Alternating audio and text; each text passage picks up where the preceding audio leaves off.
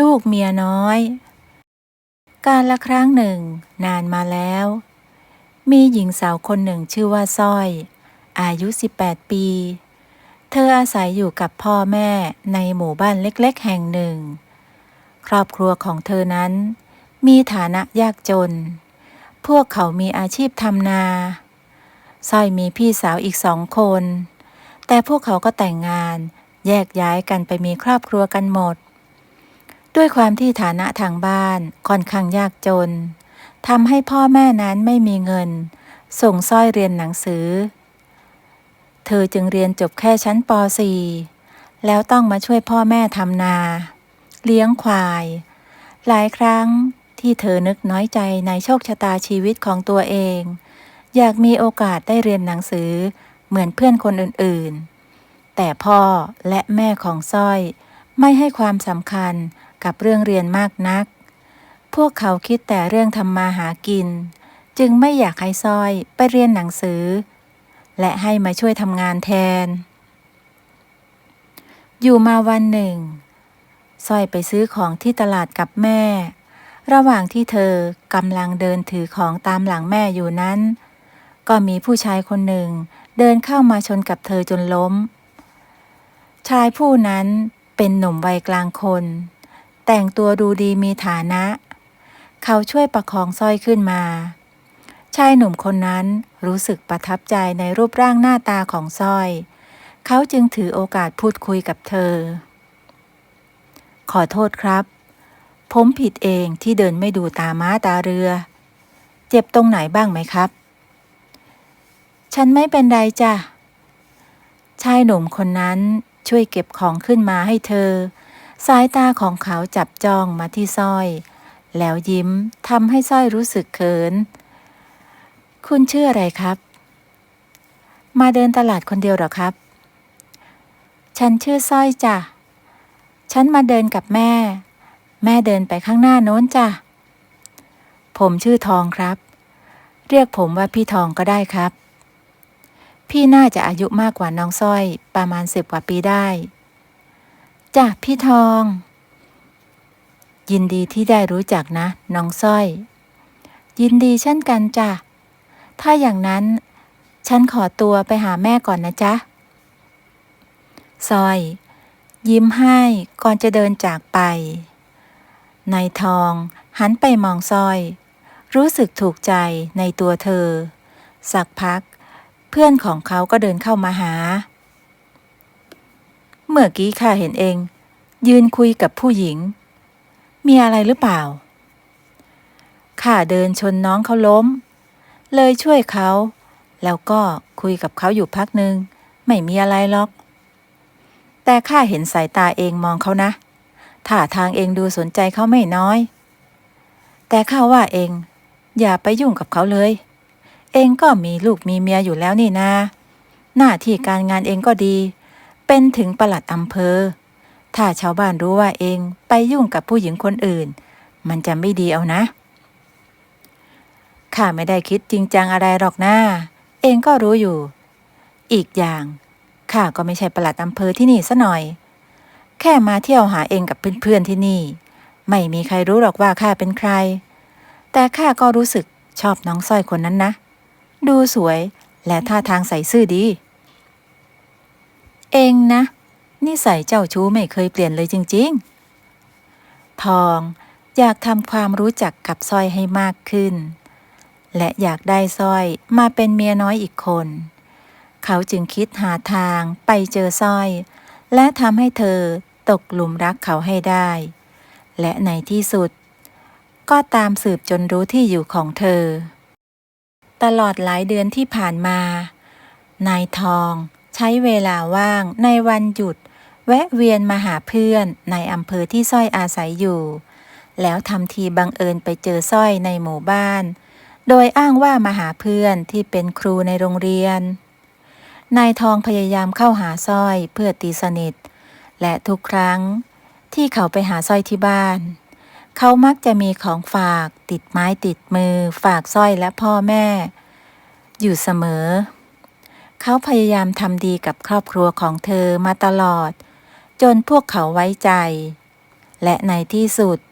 นายทองก็สารภาพรักกับสร้อยและขอสร้อยเป็นแฟนเมื่อสร้อยตกลงคบหากับนายทองจึงเข้าไปพูดคุยกับพ่อแม่ของเธอเพื่อจะมาสู่ขอพาสร้อยไปอยู่ด้วยโดยอ้างว่าจะพาสร้อยไปทำความรู้จักกับพ่อแม่ของเขาก่อนและจะมาสู่ขอทำพิธีแต่งงานภายหลังนายทองได้นำเงินก้อนจำนวนหนึ่ง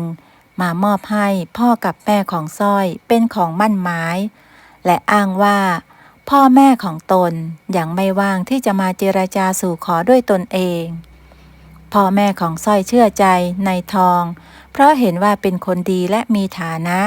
ไม่คิดว่านายทองจะมาหลอกและเงินที่เป็นของมั่นก็มีจำนวนไม่ใช่น้อย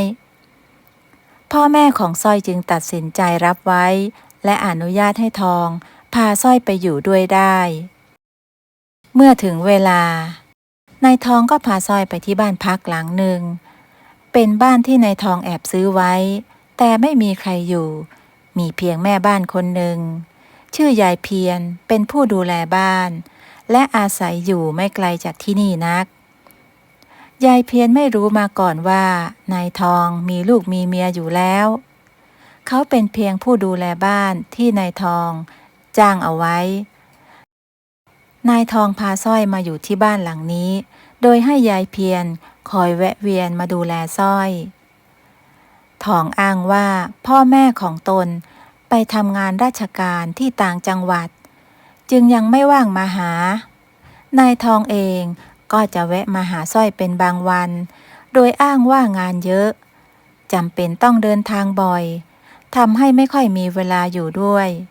ทั้งสองใช้ชีวิตคู่เช่นสามีภรรยาทั่วไปสร้อยหลงรักทองและไว้เนื้อเชื่อใจเขาเป็นอย่างมากเธอไม่ลังเลสงสัยในตัวของเขาเลยด้วยความที่เธอยังเป็นเพียงหญิงสาววัย18 ปียังอ่อนต่อโลกมากนักและไม่เคยมีความรักมาก่อนไม่มีโอกาสได้เข้าสังคมและมีเพื่อนเหมือนคนอื่นๆสร้อยจึงไม่เคยได้เรียนรู้ชีวิตภายนอก2 เดือนต่อมาสร้อยรู้สึกไม่สบายมีอาการคลื่นไส้อาเจียนอย่างหนักยายเพียรจึงพาสร้อยไปหาหมอบอกว่าเธอนั้นตั้งครรภ์ได้2 เดือนแล้วสร้อยกับยายเพียรรู้สึกดีใจมากเธอรอที่จะบอกข่าวดีกับนายทองซึ่งเป็นสามีและในคืนนั้นนายทองก็กลับมาหาสร้อยที่บ้านพี่ทองจ๊ะเมื่อเช้าฉันไปหาหมอมาจ้ะฉันรู้สึกไม่สบายมา2-3 วันแล้วยายเพียรเลยพาไปหาหมอจริงเหรอสร้อยพี่ขอโทษนะที่ไม่ค่อยมีเวลามาดูแลสร้อยเลยแล้วหมอว่ายังไงบ้างล่ะสร้อยป่วยเป็นอะไรพี่ทองจ๊ะฉันท้องได้2 เดือนแล้วจ้ะเรากำลังจะมีลูกด้วยกันฉันดีใจมากเลยพี่ดีใจไหมจ๊ะนายทองรู้สึกอึ้งไปพักหนึ่งเพราะเขาไม่ได้คิดที่จะมีลูกกับสร้อยตั้งแต่แรกนายทองแซงทำเป็นดีใจไปกับเธอดีใจสิจ๊ะลูกของเราทั้งคนพี่ดีใจจริงๆต่อไปสร้อยต้องดูแลตัวเองให้มากขึ้นนะลูกของเราจะได้แข็งแรงจ้ะพี่แต่ฉันก็กังวลอยู่เรื่องนึง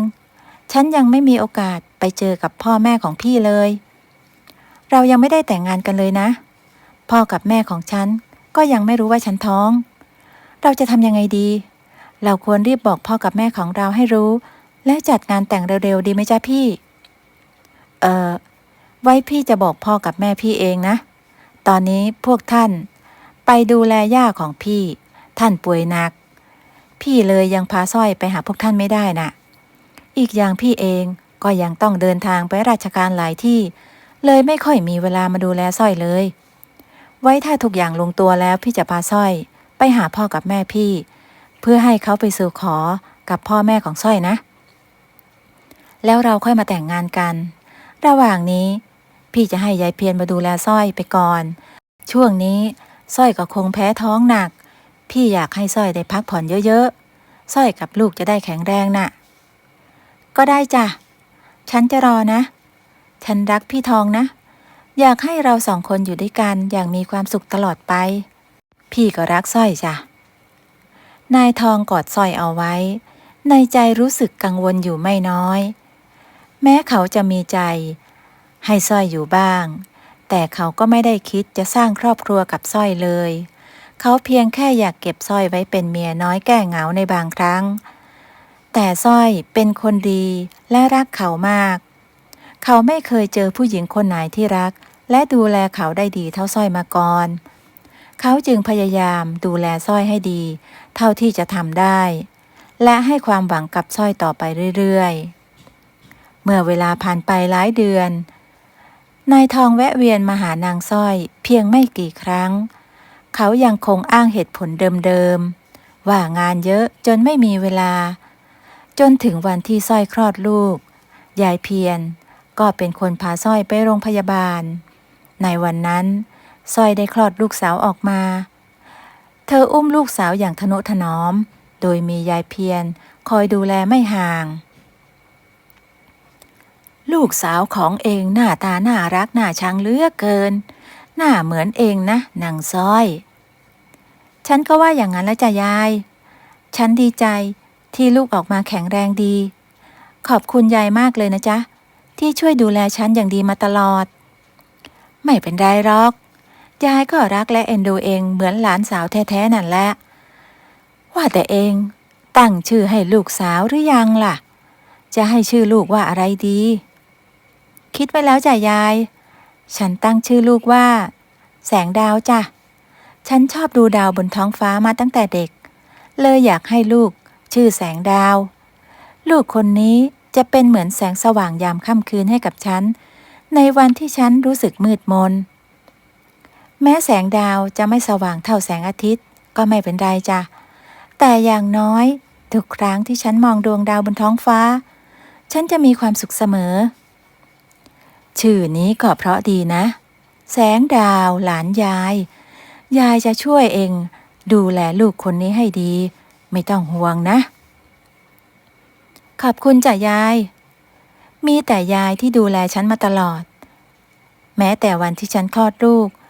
พ่อของลูกฉันก็ยังไม่มาดูเลยบางทีฉันอาจจะถูกพี่ทองทอดทิ้ง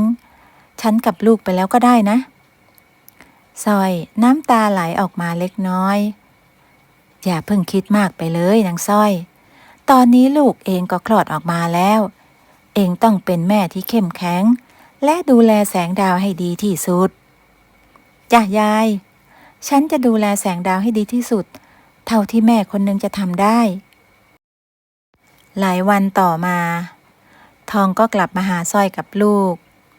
นายทองดีใจที่ได้เห็นหน้าลูกสาวพ่อน่ารักน่าชังเหลือเกินพ่อขอโทษนะที่มาช้าวันนี้พ่อมาหาลูกแล้วนะฉันตั้งชื่อลูกสาวของเราว่าแสงดาวจากพี่ทองพี่ก็ชอบชื่อนี้นะแสงดาวทองอุ้มแสงดาวไว้ในอ้อมอกเขารักและเอ็นดูแสงดาวไม่น้อยในขณะเดียวกันสร้อยก็เริ่มรู้สึกไม่ไว้ใจทองเธอกำลังสงสัยว่าตัวเองอาจถูกหลอกให้เป็นเมียน้อยเพราะที่ผ่านมาทองอ้างเหตุผลต่างๆนานาที่ไม่สามารถพาตนไปเจอพ่อกับแม่ของเขาได้และทองเองก็มาอยู่กับสร้อยได้เพียงบางวันเพราะอ้างว่างานยุ่งตลอดสร้อยเล่าเรื่องทั้งหมดให้ยายเพียรฟังแล้วขอร้องให้ยายเพียรช่วยสืบหาความจริงในเรื่องนี้ในที่สุด3 เดือนหลังจากนั้นสร้อยกับยายเพียรก็รู้ความจริงทั้งสองพาแสงดาวไปโรงพยาบาลเพราะแสงดาวนั้นป่วยเขาบังเอิญเจอนายทองเดินจูงมืออยู่กับผู้หญิงที่ตั้งท้องและเด็กชายอีก2 คนสร้อยรู้สึกใจเต้นแรงเธอฝากให้ยายเพียรดูแลแสงดาวและแอบเดินตามหลังทองไปสร้อยตัดสินใจแกล้งเดินชนกับนายทองทำให้ทั้งหมดได้เผชิญหน้ากันนายทองรู้สึกตกใจเป็นอย่างมากที่ได้เจอสร้อยขอโทษค่ะเจ็บตรงไหนหรือเปล่าคะเธอถามนายทองโดยน้ำตาคลอเบ้า นายทองถึงกับพูดไม่ออกสร้อยหันไปคุยกับผู้หญิงที่ตั้งท้องที่ยืนอยู่ข้างๆนายทองคุณเจ็บตรงไหนไหมคะฉันเดินชนคุณกับคุณผู้ชายเมื่อสักครู่ไม่ทราบว่าโดนคุณด้วยหรือเปล่าคะไม่ค่ะดิฉันไม่เป็นไรฉันเป็นคนแถวนี้ค่ะแต่ไม่เคยเห็นหน้าพวกคุณมาก่อนไม่ทราบว่าพวกคุณ2 คนเป็นสามีภรรยากันหรือเปล่าคะเพิ่งย้ายมาอยู่แถวนี้เหรอคะใช่ค่ะเราเป็นสามีภรรยากันสามีดิฉันเป็นปลัดอำเภอใกล้เคียงค่ะพวกเรากับลูกๆแวะมาเยี่ยมเพื่อนที่โรงพยาบาลนี้แล้วอีกไม่นานพวกเราก็จะย้ายมาอยู่ที่นี่ค่ะพอดีสามีดิฉันได้รับคำสั่งย้ายมาเป็นปลัดอำเภอที่นี่ค่ะเหรอคะพวกคุณแต่งงานกันมานานแล้วเหรอคะเราแต่งงานกันมา10 กว่าปีแล้วค่ะนี่ก็กำลังตั้งครรภ์ลูกคนที่3แล้วคุณถามทำไมเหรอคะมีอะไรหรือเปล่าสร้อยรู้สึกใจสลายที่ได้รู้ความจริงแต่ก็พยายามเก็บความรู้สึกเอาไว้นายทองเองก็รู้สึกเสียใจที่ทำให้สร้อยต้องมาเจอกับเรื่องนี้ไม่เป็นไรค่ะพอดีฉันเห็นคุณกับสามีเดินจูงมือกันมากับลูกๆแล้วดูเป็นครอบครัวที่น่ารักดีฉันไม่เคยได้รับการดูแลจากสามีแบบนี้มาก่อนก็เลยรู้สึกอิจฉานะคะสร้อยทำเป็นหัวเราะกลบเกลื่อนฉันขอตัวก่อนนะคะขอโทษอีกครั้งค่ะ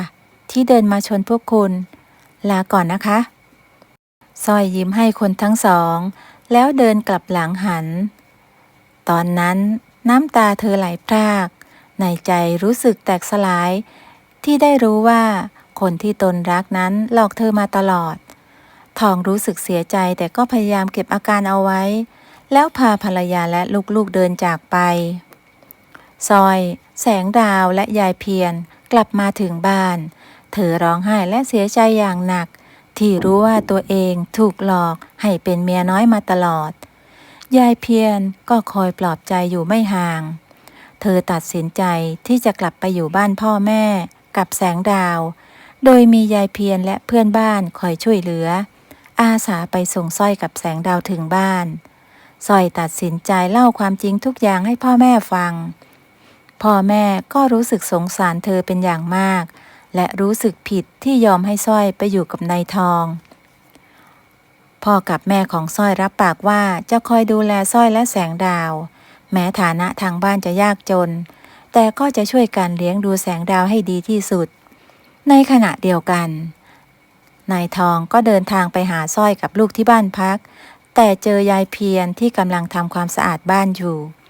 ยายเพียรบอกกับนายทองว่าสร้อยกับลูกกลับไปอยู่ที่บ้านกับพ่อแม่แล้วสร้อยไม่อยากจะพบกับนายทองอีกและฝากบอกว่าอย่าไปยุ่งวุ่นวายกับเธอและลูกอีกถ้านายทองยังมีความหวังดีให้กับสร้อยและลูกขอให้ปล่อยเธอไปและกลับไปดูแลครอบครัวของตัวเองให้ดีทองรู้สึกเสียใจมากกับสิ่งที่ได้ทำลงไปเขาได้แต่ทำใจและยอมรับและปล่อยสร้อยไป12 ปีต่อมาแสงดาวเติบโตเป็นเด็กผู้หญิงที่ร่าเริงสดใสตามวัยและได้เรียนหนังสือกับเพื่อนๆที่โรงเรียนสร้อยผู้เป็นแม่ทำงานอย่างหนักเพื่อเก็บเงินส่งแสงดาวให้ได้เรียนหนังสือแสงดาวเป็นเด็กหญิงที่เก่งฉลาดและกตัญญูรู้คุณทุกวันหยุดแสงดาวจะไปช่วยตากับยายเก็บเห็ดเพื่อไปขายที่ตลาดช่วยดำนาเมื่อถึงฤดูทำนาช่วยทำงานบ้านรวมถึงช่วยแม่ทำงานเย็บปักถักร้อยสร้อยเลี้ยงดูแสงดาวอย่างดีเพราะอยากให้แสงดาวมีชีวิตที่ดีมีการศึกษามีเพื่อนซึ่งเป็นสิ่งที่สร้อยไม่เคยมีไม่อยากให้ลูกมีชีวิตที่ผิดพลาดเหมือนกับสร้อยในอดีตวันหนึ่งพี่สาวทั้ง2 คนของเธอก็กลับมาเยี่ยมบ้านพร้อมกับสามีและลูกๆของพวกเขามีชีวิตความเป็นอยู่ที่ดีกว่าเธอมีครอบครัวที่สมบูรณ์นานๆทีจะพากันกลับมาเยี่ยมบ้านอยู่กันพร้อมหน้าพร้อมตาเป็นยังไงบ้างสร้อยไม่ได้เจอกันตั้งนาน เองสบายดีไหมแล้วนี่ทำงานอะไรยังช่วยพ่อกับแม่ทำนาเลี้ยงควายอยู่เหมือนเดิมใช่ไหมพี่สาวคนโตถามขึ้นฉันสบายดีจ้ะฉันก็ยังช่วยพ่อแม่เหมือนเดิม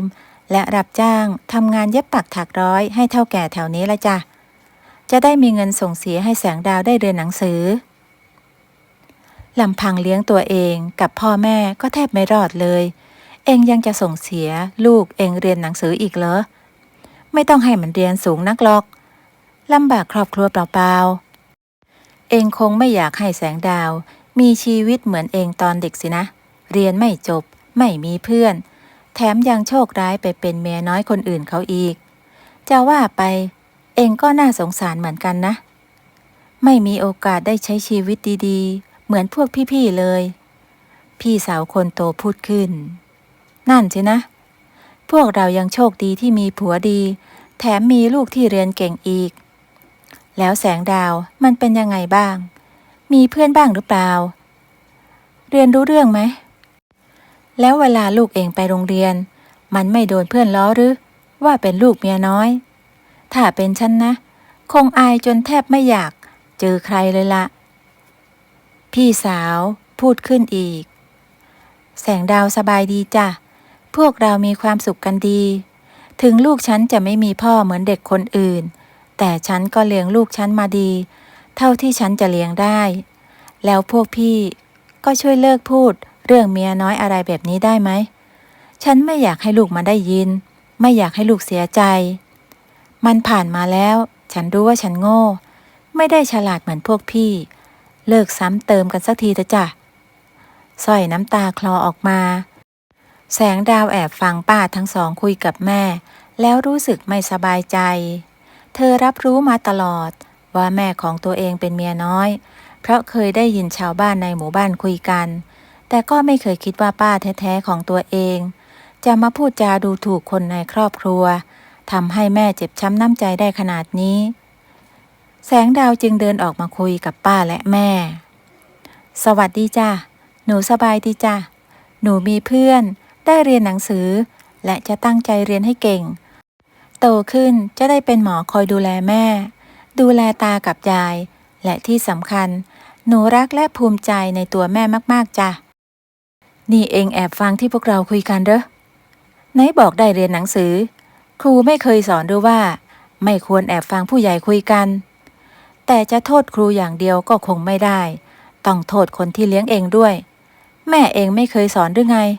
ว่าอย่าแอบฟังผู้ใหญ่คุยกันพี่สาวคนโตรู้สึกโกรธพี่พูดแรงไปหรือเปล่าแสงดาวยังเด็กอยู่นะลูกฉันไม่ได้ตั้งใจหรอกจ้ะป้าสองคนเป็นป้าของหนูจริงๆหรือเปล่าจ๊ะเด็กหญิงถามขึ้นทำไมเองถามโง่ๆอย่างนั้นข้าสองคนก็เป็นป้าเองนะสิเป็นพี่สาวแท้ๆของแม่เองมีปัญหาอะไรหรือพี่สาวคนรองร้องถามขึ้นป้าสองคนนิสัยไม่เหมือนแม่หนูเลยจ้ะแม่ไม่เคยพูดจาดูถูกใครแบบนี้ไม่ว่าจะกับคนอื่นหรือคนในครอบครัวแม่สอนหนูเสมอว่าเราควรให้เกียรติคนอื่นทั้งต่อหน้าและรับหลังไม่ควรพูดจาให้ร้ายใครและทุกครั้งเวลาที่ป้าสองคนกลับมาเยี่ยมบ้านก็ชอบพูดจาไม่ดีใส่แม่หนูตลอดตอนเด็กๆไม่เคยมีใครสอนป้าเหรอจ๊ะว่าไม่ควรพูดจาแบบนี้กับใครโดยเฉพาะกับคนในครอบครัวแสงดาวปากดีเหลือเกินนะทำไมพูดจากับผู้ใหญ่แบบนี้พี่สาวคนรองโมโหอย่างหนักลูกไม่ควรพูดแบบนี้กับป้าเขานะลูกขอโทษป้าเขาซะหนูขอโทษในส่วนที่หนูทำผิดนะจ๊ะ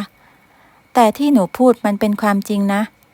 แล้วหนูก็อยากจะบอกให้ป้ารู้ไว้ว่าหนูไม่อายที่มีแม่เป็นเมียน้อย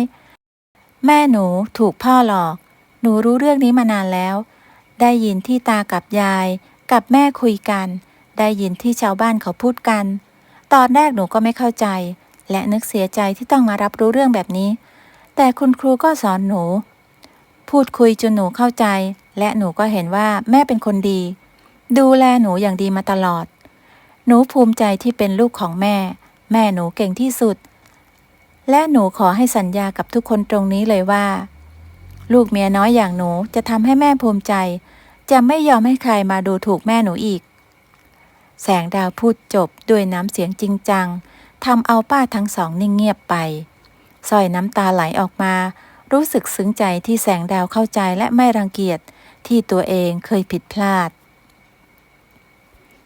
นับตั้งแต่นั้นแสงดาวก็พิสูจน์ตัวเองมาโดยตลอดเธอตั้งใจเรียนจนสอบได้ที่หนึ่งและในวันหยุดก็จะช่วยตากับยายและแม่ทำงานหาเงินเวลาเธอเจอชาวบ้านที่เป็นผู้ใหญ่ก็จะยกมือไหว้และยิ้มทักทายทุกคนอยู่เสมอทำให้พวกเขารู้สึกเอ็นดูและชื่นชมในความกตัญญูของแสงดาวสร้อยรู้สึกภูมิใจในตัวลูกสาวคนนี้อย่างมากแม้เธอจะยังเป็นแค่เด็กหญิงวัย12แต่แสงดาวก็มีความคิดที่ฉลาดหลักแหลมเรียนรู้สิ่งต่างๆได้อย่างรวดเร็วและช่วยแบ่งเบาภาระตากับยายรวมถึงแม่ได้เป็นอย่างดี10 ปีต่อมาแสงดาวได้พิสูจน์ให้ทุกคนได้เห็นว่าเธอสามารถทำตามสัญญาที่เคยให้ไว้ได้เธอเรียนจบจนได้เป็นหมอที่ผ่านมาเธอทำงานเก็บเงินส่งตัวเองเรียนและยังคอยดูแลคนในครอบครัวเหมือนที่เคยทำมาตลอดแสงดาวได้เป็นหมอในชนบทได้อยู่ใกล้ชิดกับครอบครัวและยังเป็นหมออาสาคอยดูแลผู้ป่วยยากไร้ครอบครัวของแสงดาวและชาวบ้านต่างชื่นชมและภูมิใจในตัวเธอและชาวบ้านก็ยังชื่นชมสร้อยที่เลี้ยงลูกจนได้ดิบได้ดีสร้อยรู้สึกมีความสุขที่สุดในวันนี้แสงดาวได้มีชีวิตที่ดีและทำให้ทุกคนภาคภูมิใจรวมถึงป้าทั้งสองคนที่เห็นถึงความพยายามของเธอมาตลอดพวกเขาได้มีโอกาสพูดคุยและขอโทษเธอที่เคยดูถูกหลานตัวเองแสงดาวให้อภัยและให้เกียรติทุกคนเหมือนเดิมสร้อยกลายเป็นคนที่มีคนนับหน้าถือตาเป็นตัวอย่างที่ดีในการเลี้ยงลูกจนโตเป็นหมอที่ดีและเป็นคนดีของทุกคนในที่สุดลูกก็ทำสำเร็จแล้วนะแสงดาวแม่ภูมิใจในตัวลูกที่สุดเลยหนูมีทุกวันนี้ได้ก็เพราะแม่นะจ๊ะถึงตอนนี้หนูจะเป็นหมอเป็นที่นับหน้าถือตาของใครหลายคนแต่หนูก็ยังเป็นแสงดาวคนเดิมของแม่เสมอจ้ะขอบคุณที่เชื่อในตัวแม่นะลูกขอบคุณที่ทำเพื่อแม่หนูรักแม่ที่สุดจ้ะหนูขอบคุณแม่ที่ช่วยทำให้หนูมีวันนี้แสงดาวแม่ขอถามอะไรลูกหน่อยได้ไหมอะไรเหรอจ๊ะลูกอยากเจอพ่อของลูกหรือเปล่าเคยรู้สึกอยากมีครอบครัวที่สมบูรณ์เหมือนคนอื่นเขาไหมแม่ขอโทษที่ปิดโอกาสไม่ให้ลูกได้เจอกับพ่อเลยไม่เคยถามลูกเลยว่าลูกรู้สึกยังไงแม่จ๊ะหนูไม่เคยคิดน้อยเนื้อต่ำใจอะไรเลยหนูมีแม่มีตากับยายก็เป็นครอบครัวที่สมบูรณ์แล้วจ้ะหนูขอดูแลคนที่เลี้ยงหนูมาหนูไม่คิดจะตามหาพ่อหรอกจ้ะปล่อยให้เขาใช้ชีวิตของเขาต่อไปเราก็ใช้ชีวิตของเราต่อไปเท่านี้ก็พอแล้วจ้ะสร้อยกอดแสงดาวด้วยความรักและภาคภูมิใจในตัวลูกคนนี้อย่างที่สุดเธอกับแสงดาวได้พิสูจน์ให้ทุกคนได้เห็นว่าครอบครัวที่สมบูรณ์ไม่จำเป็นต้องมีพ่อหรือแม่และลูกเท่านั้นแต่ครอบครัวที่สมบูรณ์คือครอบครัวที่มีแต่ความรักความเข้าใจกันและความพอใจในสิ่งที่มีทุกคนเคยผิดพลาดในชีวิตแต่เราสามารถแก้ไขและใช้ชีวิตต่อไปในทางที่ถูกได้ทุกคนคู่ควรที่จะได้รับโอกาสในการเริ่มต้นใหม่และได้รับสิ่งที่ดีเสมอสะใภ้ซ่าแม่ย่าแสบณบ้านเรือนไทยหลังหนึ่งทุกครั้งที่อยู่กันพร้อมหน้าพ่อแม่และลูกชายรวมถึงลูกสะใภ้บ้านหลังนี้จะมีแต่เสียงหัวเราะครื้นเครงแต่เมื่อไหร่ที่สะใภ้อยู่กัน2 คนกับแม่ย่าเมื่อนั้นเสียงหม้อไหจานชามและเสียงทะเลาะวิวาทก็ดังไป3 บ้าน 8 บ้านซึ่งเพื่อนบ้านต่างก็รู้กันดีว่านั่นคือ เสียงของสะใภ้จอมซ่ากับแม่ย่าตัวแสบแต่ไม่มีใครอยากเข้ามายุ่งมันจึงกลายเป็นเรื่องปกติของคนแถวนั้นไปแล้วสะใภ้จอมซ่านั้นมีชื่อว่ารำไพสามีชื่อว่านายจอมลูกชายคนเดียวของนางสมัยหญิงสูงวัยที่หวงลูกชายยิ่งกว่าไข่ในหินเหตุเกิดจากนางสมัยเคยเป็นคู่แค้นกับแม่ของสะใภ้ตั้งแต่สมัยในชุดนักเรียนเคยตบตีกันจนฝังใจและไม่มองหน้ากันตั้งแต่วันนั้นแต่เมื่อทั้งคู่โตขึ้นลูกๆกลับมารักชอบพอกันแม้ว่าแม่จะไม่ยอมแต่ลูกๆก็ไม่ยอมเช่นกันที่สุดจึงได้แต่งงานกันซึ่งลูกๆก็มีความสุขกันดีพวกเขาไม่สนใจว่าแม่จะเคยเป็นอริกันมาก่อน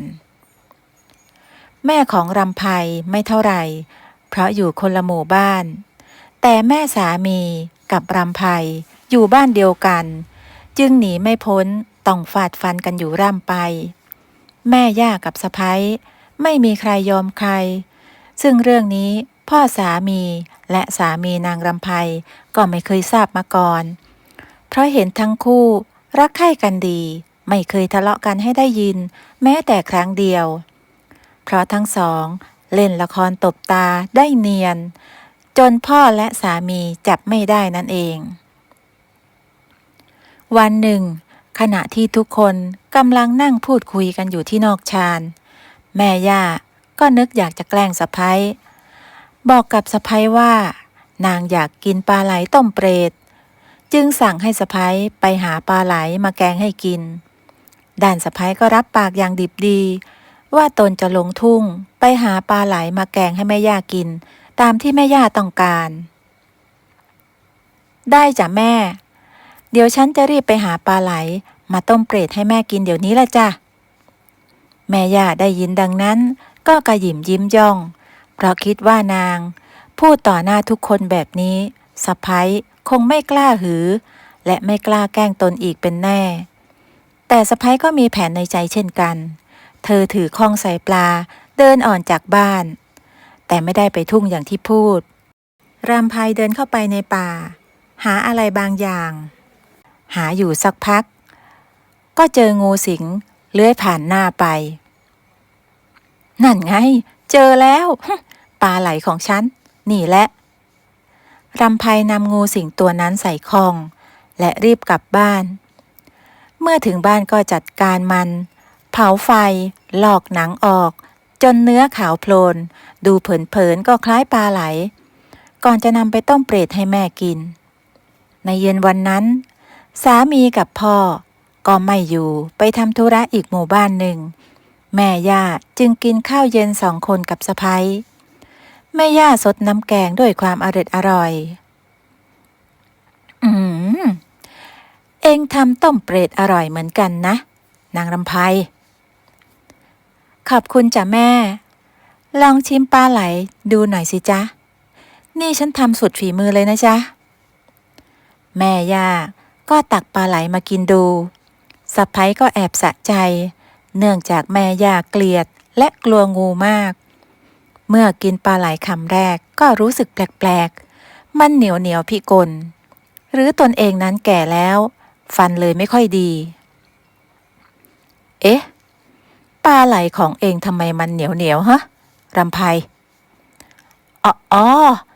มันคงแก่มากนะจ๊ะแม่เนื้อมันก็เลยเหนียวนะจ๊ะงั้นเด้อจ้ะแม่ขณะที่ทั้งสองกำลังกินข้าวอยู่นั้นเพื่อนบ้านก็ตักแกงสายบัวมาให้เพราะอยู่บ้านใกล้เรือนเคียง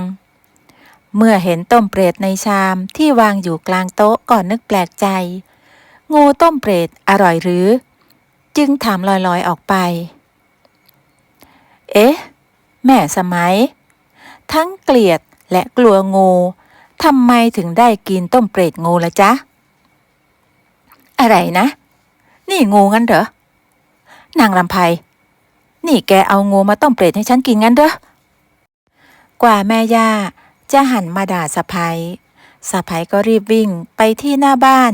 เพื่อรับสามีและพ่อสามีที่กลับมาทันเวลาพอดี พ่อผัวกับลูกชายจึงได้มากินข้าวร่วมวงกัน เมื่อเห็นต้มเปรตงูพ่อสามีก็ถูกใจนักรีบตักกินใหญ่ ส่วนสามีก็บอกว่าคราวหน้าต้องผัดเผ็ดสับให้ละเอียดใส่เครื่องเยอะๆใบกะเพราเยอะๆจะอร่อยมาก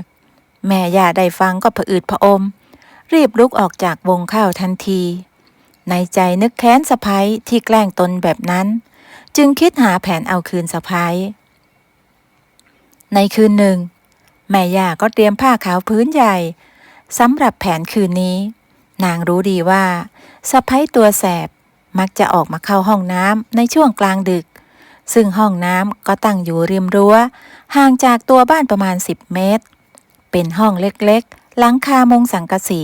ทำเป็นเพิงยื่นออกมาและเมื่อได้เวลาก็เห็นสะใภ้ถือตะเกียงออกมาจากบ้านอย่างเช่นทุกวันและเดินตรงไปที่ห้องน้ำทันใดนั้นเองเธอก็ตกใจ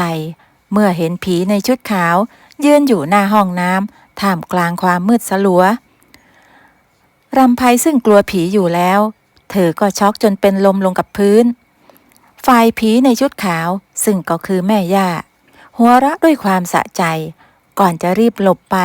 เพราะกลัวว่าใครจะมาเห็นฝ่ายสามีเมื่อเห็นภรรยาหายไปนานก็ออกมาตามและพบว่าภรรยานอนสลบอยู่ที่หน้าห้องน้ำจึงอุ้มเข้าไปในบ้านเช้ามารำไพก็จับไคร่หัวโกรนผมฟูตั้งพูดจาเพ้อเจ้อและหวาดกลัวตลอดเวลาพ่อสามีดูอาการก็รู้แล้วว่าเธอถูกผีหลอกจึงบอกลูกชายให้พาภรรยาไปหาหลวงพ่อที่วัดเพื่ออาบน้ำมนต์หลังจากไปอาบน้ำมนต์มาแล้วรำไพก็นอนพักอยู่หลายวันกว่าจะหายเป็นปกติในช่วงที่เธอป่วยแม่ย่าก็ทำข้าวต้มให้เธอกินทำทีเป็นห่วงเป็นใยสะใภ้แต่ในใจก็หัวเราะเยาะด้วยความสะใจโถแม่คุณน่าสงสารจริงๆแล้วเองจำได้หรือเปล่าว่าเองเห็นอะไรหน้าตามันเป็นยังไงไหนลองบอกแม่มาหน่อยสิรำไพฉันไม่เห็นหรอกจ้ะแม่ฉันแค่รู้สึกหน้ามืดก็เลยเป็นลมมาจ้ะงั้นเด้อแม่ย่ารู้สึกโล่งอกที่สะใภ้จับไม่ได้แต่ความจริง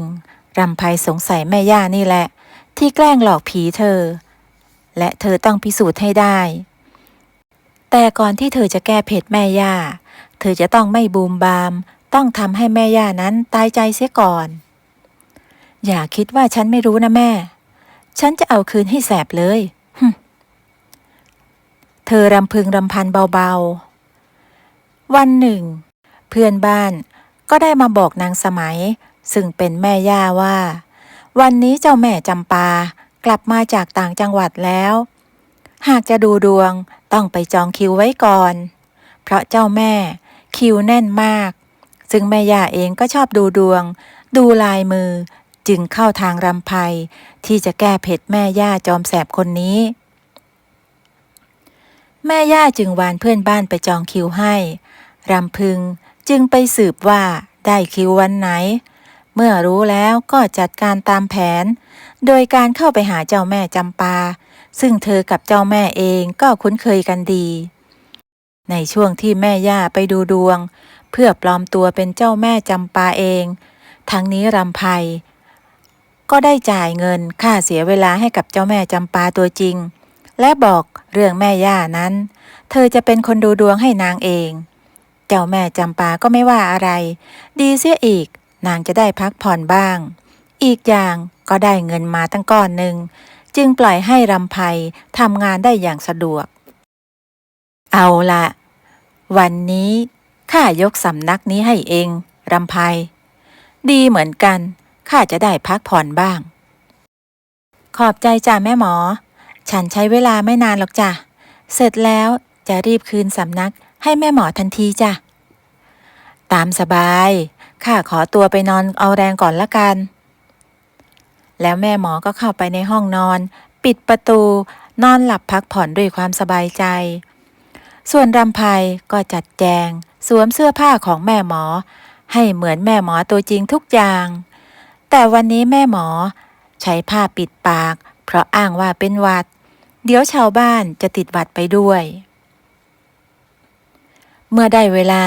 แม่ย่าก็เดินทางมาที่สำนักเจ้าแม่จำปาแห่งนี้โดยไม่รู้เลยว่าเจ้าแม่จำปาที่จะมาดูดวงให้วันนี้คือสะใภ้จอมซ่าของนางและรำไพก็เล่นเหมือนจริงทุกอย่างไม่ว่าจะเป็นท่วงท่าในการพูดจาถอดแบบเจ้าแม่จำปาแบบไม่มีผิดเพี้ยนทำให้แม่ย่านั้นยิ่งศรัทธาเจ้าแม่จำปามากขึ้นไปอีกแต่ยังไม่ทันที่นางสมัยผู้เป็นแม่ย่าจะนั่งลงถึงพื้นเจ้าแม่นั้นก็ได้เอ่ยทักขึ้นว่าเจ้ามีเคราะห์กรรมครั้งใหญ่รีบแก้ให้เร็วที่สุดเรื่องใหญ่จะได้เป็นเรื่องเล็กเรื่องเล็กจะได้ไม่มีอีกแม่ย่าได้ฟังก็ตกใจเพราะตนเชื่อเรื่องเคราะห์กรรมอยู่แล้วจึงถามเจ้าแม่ว่าตนจะต้องทำยังไงถึงจะแก้กรรมนี้ได้เจ้าแม่จำปาก็ได้บอกว่าต้องทำขนมชั้น7 ชั้นให้สะใภ้เพราะสะใภ้นั้นเป็นเจ้ากรรมนายเวรและห้ามหาเรื่องหรือแกล้งสะใภ้คนนี้อีกไม่เช่นนั้นเคราะห์กรรมจะยิ่งหนักไปกว่าเดิมหลายเท่าจริงหรือเจ้าคะได้เจ้าค่ะลูกช้าง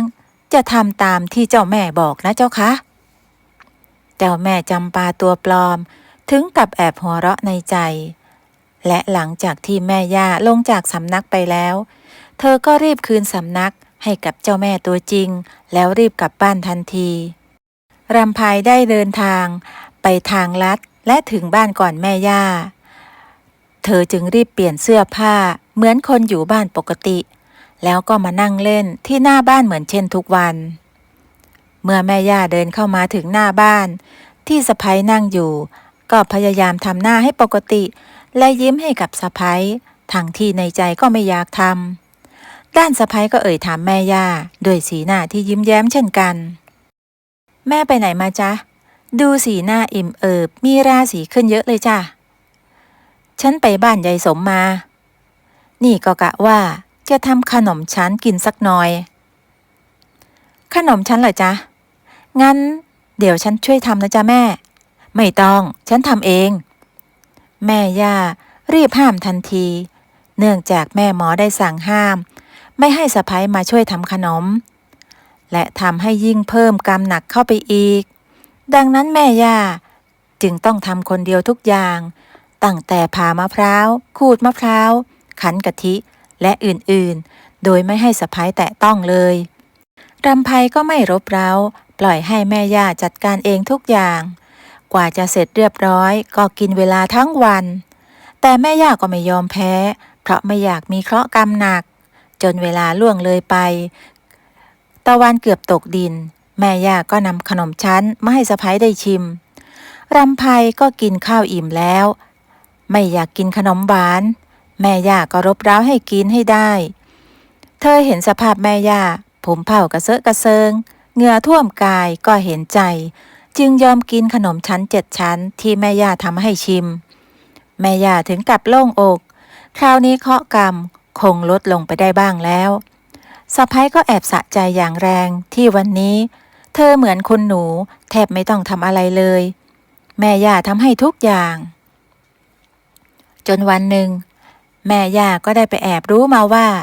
คนที่ดูดวงให้แกวันนั้นคือสะใภ้ตัวแสบของแกก็เจ็บใจมากทั้งเจ็บใจและอายจนไม่กล้าสู้หน้าสะใภ้จึงคิดหาวิธีแก้แค้นรำไพสะใภ้จอมแสบแต่ก็นับว่าโชคยังเข้าข้างรำไพเมื่อเธอเกิดตั้งท้องขึ้นมาแม่ย่าเองก็อยากอุ้มหลานใจหนึ่งก็อยากแก้แค้นเมื่อชั่งใจดูแล้วจึงล้มเลิกความคิดที่จะแก้แค้นสะใภ้หันไปเอาอกเอาใจอย่างจริงจังส่วนสะใภ้ก็ไม่ไว้ใจแม่ย่ายังคงกลัวว่าแม่ย่านั้นจะแก้แค้นเธอจึงต้องระวังตัวตลอดเวลากลัวว่าลูกในท้องนั้นจะได้รับความกระทบกระเทือนในช่วงเวลานี้รำไพ จึงได้ไปพักอยู่กับแม่ของเธออีกหมู่บ้านหนึ่งบอกกับสามีว่าจะไปอยู่กับแม่สัก3 เดือนสามีก็ตามใจเพราะตนเองก็ต้องไปทำธุระต่างจังหวัดอยู่บ่อยครั้งไม่มีเวลาดูแลภรรยาที่กำลังตั้งท้องส่วนแม่ของเขาก็แก่มากเกรงว่าจะดูแลได้ไม่ดีหากเธอไปอยู่กับแม่ก็น่าจะดีกว่าอยู่ที่นี่ทำให้แม่ย่าเที่ยวมาเที่ยวไประหว่าง2 หมู่บ้านเพื่อดูแลลูกสะใภ้และหลานในท้องในตอนนี้นี่เองแม่ของรำไพและแม่ย่าจึงได้ทำความเข้าใจกันให้อภัยในเรื่องเก่าๆและกลับมาคืนดีกันอย่างเดิมเพราะเมื่อก่อนก็เคยเป็นเพื่อนรักกันทำให้รำไพสบายใจไปเปราะหนึ่งแต่ก็ยังไม่ไว้ใจแม่ย่าเพราะนางช่างแสบสันเหลือเกินคงต้องดูกันยาวๆจนแน่ใจอยู่มาวันหนึ่งแม่ย่าก็ถูกโจรปล้นระหว่างทางคนร้ายนั้นได้ทำร้ายร่างกายของเธอจนบาดเจ็บสาหัสโชคดีที่มีชาวบ้านผ่านมาเห็นเหตุการณ์จึงช่วยนางสมัยไว้ได้ทันและพาตัวไปส่งที่บ้านสามีและลูกชายก็ได้ดูแลนางสมัยเป็นอย่างดี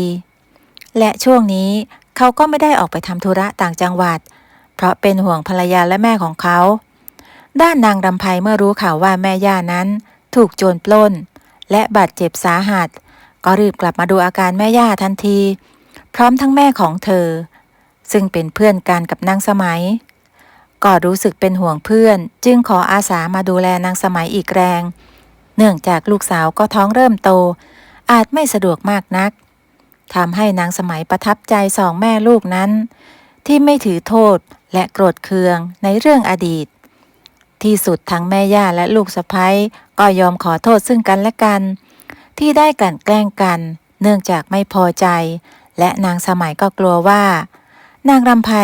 จะแย่งความรักจากลูกชายไปจากตนซึ่งความจริงไม่ได้เป็นเช่นนั้นลูกชายนั้นยังรักแม่เหมือนเดิมและรักภรรยาเหมือนเดิมไม่คิดลำเอียงตั้งแต่แรกแม่ย่าได้กล่าวคำขอโทษแก่ลูกสะใภ้ต่อหน้าทุกคนแม่ขอโทษนะรำไพที่เคยทำไม่ดีกับเองไว้หลายอย่างต่อไปนี้แม่จะดูแลเองกับลูกให้ดีที่สุดนะฉันก็ขอโทษแม่ด้วยนะจ๊ะกับทุกสิ่งทุกอย่างที่ผ่านมาต่อไปนี้ฉันจะดูแลพ่อกับแม่อย่างดีและแม่ของฉันด้วยจ้ะเมื่อทุกคนเข้าใจกันดีแล้วบ้านหลังนี้จึงกลับมาเงียบสงบและมีแต่เสียงหัวเราะแม่ย่าและลูกสะใภ้ก็สวมกอดกันด้วยความเข้าใจต่อไปนี้พวกนางจะดูแลกันซึ่งกันและกันและช่วยกันเลี้ยงเจ้าตัวน้อยที่กำลังจะเกิดมาในอีกไม่กี่เดือนข้างหน้าเรื่องนี้สอนให้รู้ว่าการรู้จักให้อภัยผู้อื่นจะช่วยให้เรามีความสุขและสามารถก้าวเดินต่อไปได้อย่างมั่นใจเมียงูกาลครั้งหนึ่งนานมาแล้วมีหญิงสาวคนหนึ่งชื่อว่าบางออนเธอเป็นสาวโสดไม่มีแฟนอาศัยอยู่ในบ้านชั้นเดียวหลังเล็กๆเพียงลำพังใครๆก็ขนานนามเธอว่าสาวทึนทึกแต่เธอไม่สนใจว่าใครจะว่าเธอยังไงและที่เธอไม่ยอมมีสามีก็เพราะว่าเธอมีเรื่องในอดีตที่ฝังใจเห็นใครๆมีแฟนก็ถูกสามีทิ้งบ้างตกเป็นเมียน้อยบ้างสุดท้ายก็ต้องเลี้ยงลูกตามลำพังเธอจึงปฏิญาณตนว่าชาตินี้จะไม่ขอมีสามีและจะไม่ขอมีลูกซึ่งหนุ่มๆในหมู่บ้านต่างก็รู้กันดีจึงไม่มีใครเข้ามาจีบเธอให้เสียเวลาวันหนึ่งบางออนได้ไปหาแม่ที่บ้านและเธอก็ได้พบกับงูตัวหนึ่ง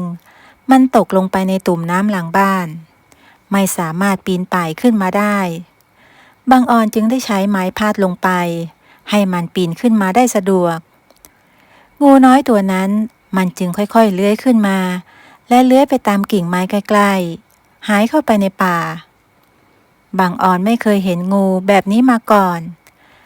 มันมีหลายสีคล้ายสีรุ้งแต่อาจเป็นงูชนิดใหม่ก็เป็นไปได้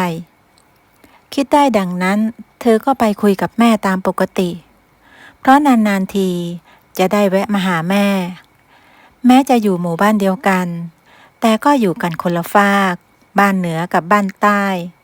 ทุกครั้งที่แม่เห็นหน้าลูกสาวเรื่องแรกที่จะต้องถามเป็นประจำก็คือเมื่อไหร่จะมีครอบครัวแม่อยากอุ้มหลานเต็มทีบางอ่อนก็จะชวนแม่คุยไปเรื่องอื่นไปเรื่อยเพราะเธอไม่เคยคิดเรื่องมีสามีแม่จ๊ะ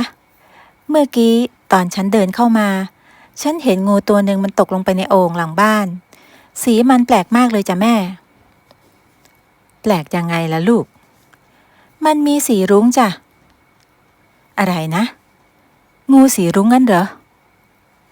แม่ของเธออุทานขึ้นมาและมีสีหน้าตกใจวิตกกังวลอยู่ไม่น้อยเนื่องจากว่าคืนวันก่อนนางได้ฝันเห็นเทพสายรุ้งลงมาจากสวรรค์และบอกว่าเขาจะมาเป็นลูกเขยของนางเพราะชะตากำหนดไว้เช่นนั้นและเขาก็จะต้องแปลงร่างเป็นงูบางออนเห็นแม่นิ่งไป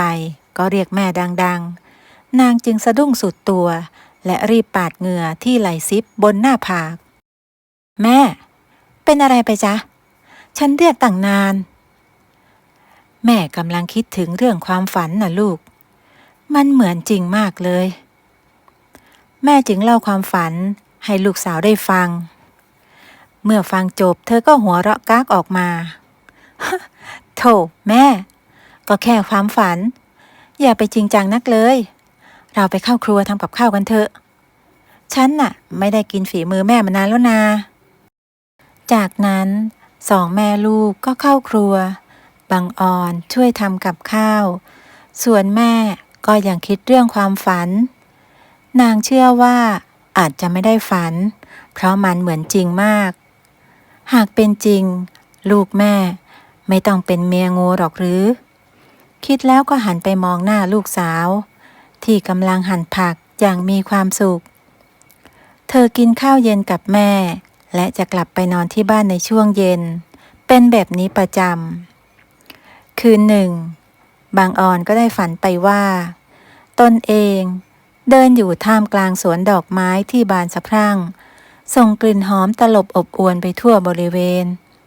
ไม่นานก็มีเทพองค์หนึ่งตรงเข้ามาหาเธอและบอกว่าเขาจะขอลงไปเกิดเป็นลูกของเธอในอีกไม่ช้าหญิงสาวตกใจมาก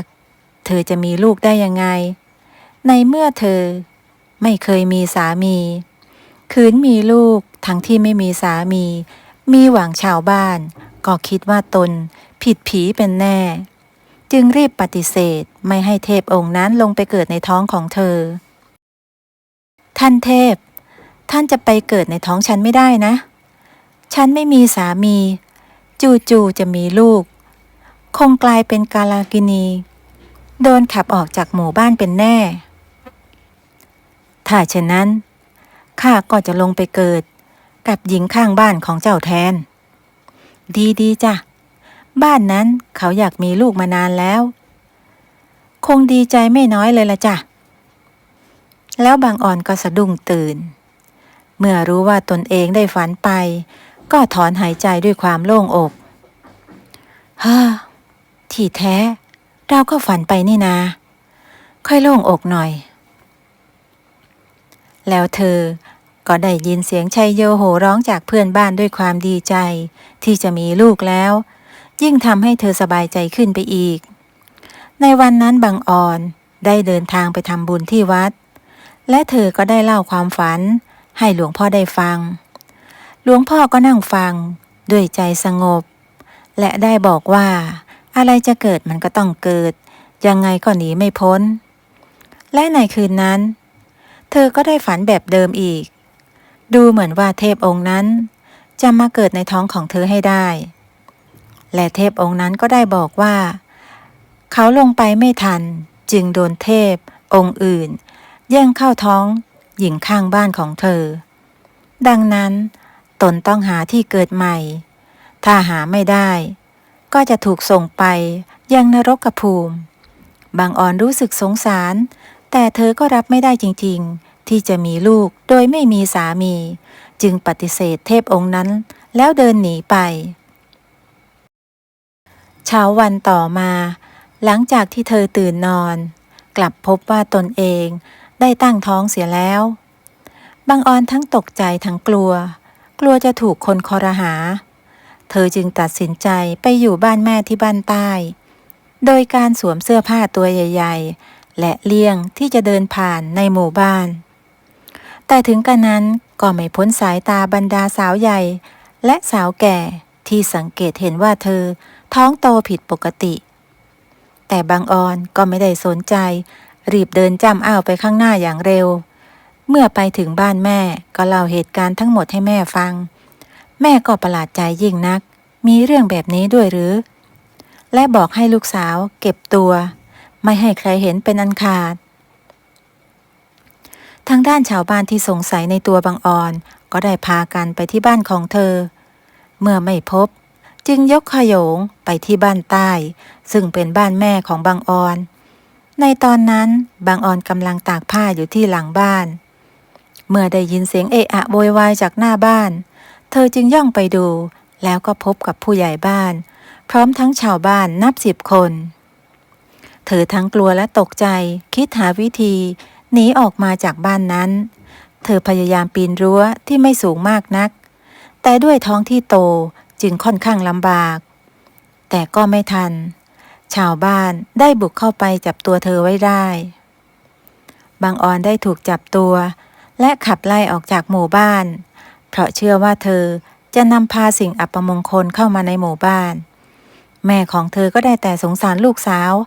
ที่จะต้องระเหเร่ร่อนเพียงลำพังหลังจากร่ำลากับแม่บางออนก็อุ้มท้องเดินทางออกจากหมู่บ้านเพียงลำพังแม่ก็มองตามลูกสาวจนลับตาหญิงสาวได้เดินทางมาเรื่อยๆไม่มีบ้านเรือนผู้คนแม้แต่หลังเดียวเธอเริ่มหิวน้ำและหิวข้าวแสงแดดก็เริ่มร้อนบางออนมองหาที่พักเพื่อพักเอาแรงแต่ก็ไม่มีต้นไม้ใหญ่เพื่อให้ร่มเงาเลยหญิงสาวเดินไปเรื่อยๆด้วยความอ่อนแรงอากาศก็ร้อนขึ้นทำให้เธอหน้ามืดและเป็นลมล้มลงไปนอนกับพื้นท่ามกลางอากาศที่ร้อนระอุในช่วงบ่ายเธอหมดสติไปหลายชั่วโมงมารู้สึกตัวอีกทีเธอก็มานอนอยู่ในกระท่อมแห่งหนึ่งกลางป่าใหญ่หญิงสาวแปลกใจมากว่ามาอยู่ที่นี่ได้ยังไงบางออนเดินดูรอบๆที่นี่เป็นป่าโปร่งมีต้นไม้สูงไม่รกทึบไม่ไกลนักจะเป็นที่โล่งซึ่งมีลำธารเล็กๆไหลผ่านและน่าจะเป็นทางน้ำในช่วงฤดูน้ำหลากบริเวณริมลำธารมีผักป่าที่กินได้มากมายหลายชนิดมีแอ่งน้ำเล็กๆอยู่ใกล้ๆและมีปลาชุกชุมมากโดยรวมแล้วเธอคิดว่าน่าจะเป็นที่อยู่อาศัยได้เป็นอย่างดี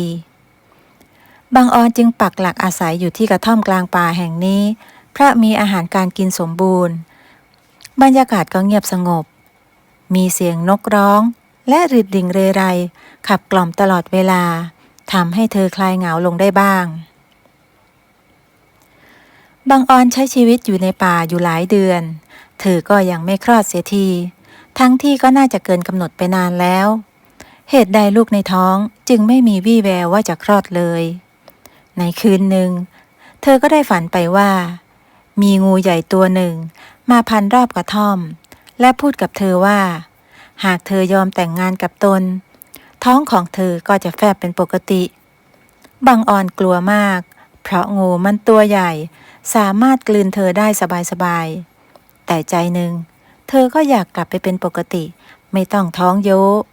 โดยไม่มีสามีซึ่งเป็นสิ่งที่เธอต้องตัดสินใจดูไปงูใหญ่ตัวนั้นก็ไม่ได้ดุร้ายแถมมันยังพูดจานุ่มนวลอ่อนโยนดังนั้นจึงคิดว่าเธอน่าจะเลือกแต่งงานกับงูน่าจะดีที่สุดก็ได้ฉันเลือกแต่งงานกับเจ้าก็ได้แต่เจ้าต้องทำให้ท้องโตๆของฉันหายไปให้ได้เสียก่อนแน่นอนทันทีที่เจ้า เข้าพิธีแต่งงานกับข้าท้องของเจ้าก็จะแฟบลงเป็นปกติ เมื่องูยักษ์รับปากเช่นนั้นเธอจึงได้ตกลงแต่งงานกับงูในฝันหลังจากเข้าพิธีแต่งงานท้องของเธอก็ยังคงโตเหมือนเดิมไม่ได้แฟบลงอย่างที่คิดทำให้เธอโกรธงูยักษ์ที่ทุกอย่างไม่เป็นไปตามที่เธอต้องการตอนนั้นบังอ่อนสะดุ้งตื่นพอรู้สึกว่ากระท่อมของเธอนั้นสั่นไหวจึงได้รีบวิ่งออกไปดูแล้วเธอก็ต้องตกตะลึงอ้าปากค้างเมื่อเห็นงูยักษ์ขนาดใหญ่กำลังเลื้อยผ่านรอบกระท่อมของเธอและเมื่อตั้งสติได้เธอก็จำได้ว่าเจ้างูตัวนี้คืองูในฝันนั่นเองหญิงสาวจึงได้หาท่อนไม้มาถือไว้ในมือและฟาดลงไปที่ลำตัวของงูอย่างแรงจนมันต้องร้องออกมาโอ้ยเจ้ามาตีข้าทำไมเนี่ยก็แกมันผิดสัญญาบอกว่าถ้าฉันแต่งงานกับแกท้องของฉันก็จะแฟบลงไงล่ะก็หรือไม่จริงล่ะก็ไม่จริงนะสิท้องของฉันยังโตเหมือนเดิมแต่เอ๊ะตอนนั้นมือของเธอได้คลำไปที่ท้องด้วยจึงเกิดความแปลกใจนี่ท้องของเธอกลับมาเป็นปกติแล้วนี่นาหญิงสาวดีใจมากที่เธอไม่ท้องแล้วเธอกลับมาเป็นปกติแล้วงูยักษ์จึงถือโอกาสทวงสัญญาบ้างไงล่ะตอนนี้เจ้าก็กลับมาเป็นปกติตามที่เจ้าต้องการแล้วคราวนี้ถึงทีข้าบ้างเจ้าจะต้องแต่งงานกับข้าจริงๆไม่ใช่แค่ความฝันไม่เช่นนั้นท้องของเจ้าจะโตอยู่อย่างนั้นจนเจ้าแก่ชราเลยละแล้วฉันมีทางเลือกอื่นหรือไงบางอ่อนไม่มีทางเลือกจึงได้ยอมแต่งงานกับงูยักษ์ตัวนั้นแต่ก็มีข้อแม้อีกว่างานแต่งของเธอกับงูยักษ์จะต้องถูกจัดขึ้นในหมู่บ้านที่เธอถูกขับไล่ออกมาแต่มันจะเป็นไปได้ยังไงกันหากชาวบ้านเห็นงูยักษ์ก็จะต้องพากันคิดว่าเธอเป็นกาลกิณีอีกแน่บางอ่อนจึงได้ให้เขาแปลงเป็นคนเพื่อทุกอย่างจะได้ราบรื่นงูยักษ์จึงยอมแปลงร่างเป็นคนและอย่างรูปงามอีกด้วยบางอ่อนได้เห็นโฉมหน้าครั้งแรกเธอก็รู้สึกชอบทั้งที่เธอเกลียดผู้ชายมาทั้งชีวิตจากนั้นทั้งสองก็เดินทางเข้าไปในหมู่บ้านคนแรกที่จะต้องไปกราบคือมารดาของเธอที่เป็นห่วงลูกสาวมากตั้งแต่ลูกสาวถูกขับไล่ออกจากหมู่บ้านเธอกินไม่ได้นอนไม่หลับเมื่อได้เห็นลูกสาวกลับมาพร้อมกับชายหนุ่มคนหนึ่งก็มีความยินดีอีกทั้งตอนนี้ท้องของลูกก็แฟบลงเป็นปกติผู้เป็นแม่จึงไปเป่าประกาศทั่วหมู่บ้านว่าลูกสาวเธอกลับมาแล้วและเธอไม่ได้เป็นกาลกิณีเป็นเพียงแค่ท้องมารหรือท้องลมเท่านั้นชาวบ้านต่างก็แปลกใจทีแรกพวกเขาไม่เชื่อจึงได้ส่งตัวแทนมาพิสูจน์ว่าท้องของบังออนเป็นอย่างไรจึงได้พบว่าเป็นความจริงทุกคนจึงยินดีที่บังออนได้แต่งงานและมีลูกอย่างถูกต้องตามประเพณีเสียทีหลังจากแต่งงานไม่นานบังออนก็ตั้งท้องคราวนี้เป็นท้องจริงๆซึ่งเด็กในท้องก็คือเทพบนสวรรค์ที่จะมาจุติพอดีส่วนงูใหญ่สามีของเธอคือเทพคนที่เธอฝันเห็นนั่นเองและสามีก็ได้เล่าความเป็นมาของเขาให้บังออนได้ฟังกับแม่ยายทั้งสองรู้ว่าพ่อและลูกล้วนมาจากสวรรค์ก็ปลื้มใจแต่เรื่องนี้รู้กันแค่ในครอบครัวเท่านั้นวันหนึ่งเป็นช่วงฤดูน้ำหลากถนนหนทางก็ถูกตัดขาดน้ำกัดเซาะจนไม่สามารถสัญจรไปมาได้ก็ได้งูยักษ์สามีของบังออนช่วยเป็นสะพานให้ผู้คนได้เดินทางช่วยกั้นเอาลำตัวกั้นน้ำไม่ให้น้ำไหลท่วมเข้าไปในหมู่บ้านและช่วยเรื่องอื่นๆอีกมากมายซึ่งชาวบ้านเองก็เริ่มคุ้นเคยกับงูยักษ์สามีของบังออนเพราะเห็นกันมาหลายปีอีกอย่างงูยักษ์ก็ใจดีไม่เคยทำร้ายใคร ทุกคนจึงไว้ใจและไม่กลัวว่างูจะทำร้ายบังออนกับแม่และลูกชายวัยซนจึงภูมิใจในตัวพ่อบังออนและแม่ก็ภูมิใจในตัวลูกเขยงูคนนี้มากแต่หลายปีต่อมาก็หมดวาระในร่างงูเขาได้กลับมาเป็นคนปกติไม่มีพลังเทพหลงเหลืออยู่ส่วนลูกชายก็เช่นกันเขาก็เริ่มโตเป็นหนุ่มเหมือนเช่นคนทั่วไปไม่มีพลังวิเศษใดๆทุกคนใช้ชีวิตอย่างคนอื่นๆและมีความสุขตามอัตภาพตั้งแต่นั้นมา